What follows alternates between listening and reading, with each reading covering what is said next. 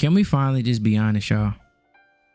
Matt Eberflus is maybe the worst head coach I've seen in my lifetime. Let's talk.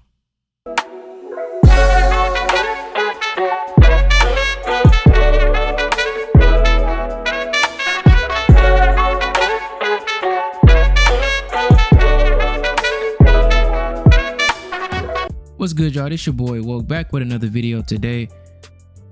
The Chicago Bears lose a heartbreaking game. It's like, you can't be mad at Eberflus for the field goal getting blocked. He wasn't out there blocking for it, sure. They were in field goal range. The defense only gave up 20 points. But what you can't blame Eberflus for is, why not be more aggressive to get more yards? Why settle for that range of field goal? At the end of the day, a 50-yard field goal is still a tough field goal. Why not go make it 40, 35? You can be more aggressive, bro. But what it comes back down to is that last year, Matt Eberflus had a 10-point lead going into the fourth quarter of 3 winnable games. Yet, he lost them. He had over a 95% chance of probability of winning. And you lost all 3 of them. Why? His clock management is horrible. He gets in the ears of his OCs, his play callers, at the end of games and tells them to be arch conservative. He sat up there and said in the post-game press conference, he said, you know what? We could have ran the ball and got more yards on that last drive, but guess what? There's a chance for a fumble, so I didn't want to take that risk. A fumble, bro? You want to settle for yardage and because you're too scared of a fumble happening. So you don't believe in your running backs. Hold on to the ball, I guess. You don't believe that your team can make a play. You're going to just be scared. Scared money does not make money. Matt Eberflus, you don't trust your team. That's what all this conservativeness is. All these defensive head coaches that are conservative, y'all are scared. You don't trust your offense. You don't trust your quarterback. You don't trust your running backs. You don't trust your receiver or your O-line. When you get in field goal range, you just shut the offense down. Come on, man. That's pitiful, bro. I've been the hardest on Caleb about his play. He hasn't been good this year. But guess what? Even if you're in that situation, don't put it in Caleb's hand. Run the ball. Do you not trust DeAndre Swift? Do you not trust Roschon Johnson?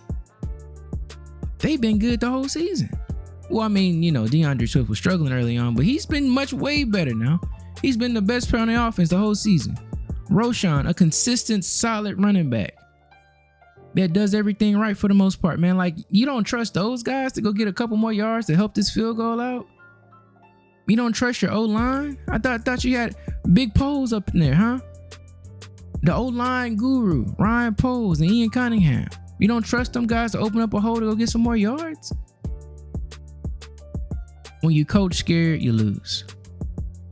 You don't coach to not lose. You have to go coach to win all the time.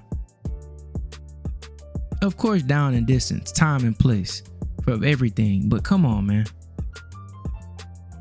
People ask, bro, how come Justin Fields didn't win more games? Well, guess what? This is the guy he was dealing with. Even in winning situations, Matt Eberflus will get in the ear of his OC and tell them to be arch conservative. Tell them to run the ball or shut the offense down. Just sit on the ball and not actually go win the game. You're never going to win nothing like that, man. The dude is a loser. He was the worst coach of his coaching cycle to be hired, truthfully. It made no sense to hire him. He wasn't that good of a DC with the Colts. He couldn't hold the Jaguars on the last drive to get the Colts into the playoffs. Yet he still got a head coaching job after that. And that Colts defense was only like 10th. It wasn't all that great. They didn't make the playoffs because his defense couldn't stop the Jaguars. Yet he became the head coach, was given 2 young quarterbacks to mold and develop. Why would you give Justin Fields and Caleb Williams to Matt Eberflus?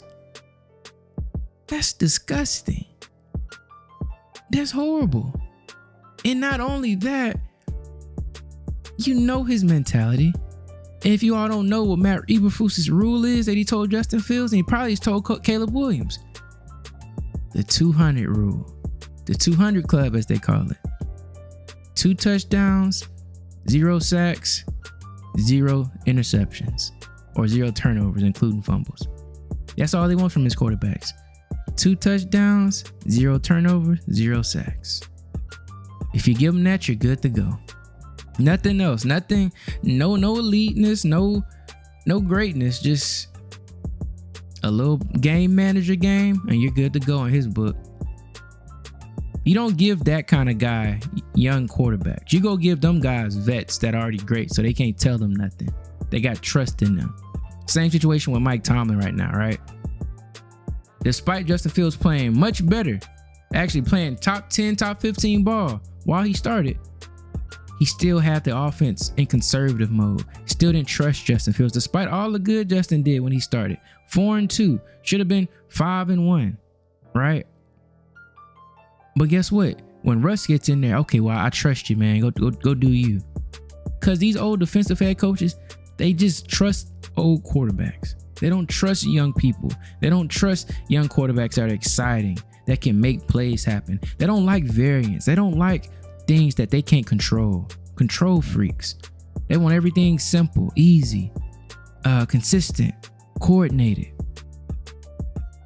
Because it scares them too much. It can mess up their precious defense. They can put their precious defense in bad position and give up points and mess their stats up. Come on, man. I mean, I love Tomlin, but I see why they haven't won a Super Bowl in a long time. Conservativeness, man. No, thankfully he got Russ now. He can trust him, so they're trying to open it up a little more. But the same thing with Eberflus now. Same thing happened with Brian Flores in Miami. Tua's not good. You already know how I feel about Tua, but guess what? It's the same mentality, though. Shout out to McDermott in Buffalo. Shout out to Harbaugh in Baltimore, even though he was a special teams coach. Shout out to Dan Quinn in Washington for not neutering their young quarterbacks, empowering them to actually be aggressive, search with the ball. Shout out to Mayo. Hell, Drake May is letting that ball fly for better and for worse. He's playing very solid for a rookie in that situation. He's making his mistakes, but that's better to get the lumps out this season than later, or be too scared to even attempt it. Cutting off your wings, removing all his confidence. That's horrible to do to a young quarterback, and Matt Eberflus is the prime example of that. He needs to be fired. He shouldn't have been brought back. He shouldn't have been hired, like I've already said. And honestly, it's going to keep getting worse, because now that teams have seen Thomas Brown offense, though it's been better, right? They're going to take away that short stuff. They're going to start jumping the screens. They're going to start jumping the quick outs. They're going to start jumping the RPOs and start playing it better. And that's going to start to happen. Caleb Williams is going to get back to what? Holding that ball. We saw it on the last drive. He got sacked first and second down, though he got the first down again. So credit to Caleb Williams. When teams adjust, will Thomas Brown be able to adjust? And once it gets sticky again, what's going to happen? Matt Eberflus, conservative. You're not going to be able to run the ball as good as you do every game like this, man. It doesn't matter if you got a great defense, man. If you got your hands in the offense, ruining stuff, bro. So, let me know what y'all think of the video. Does Matt Eberflus need to go? I think he does. He's awful in every way. And honestly, while we're on it, Ryan Poles needs to go too, because you hired him and keep believing in him. So I appreciate y'all. Like, comment, and subscribe. Until next time, we say salute.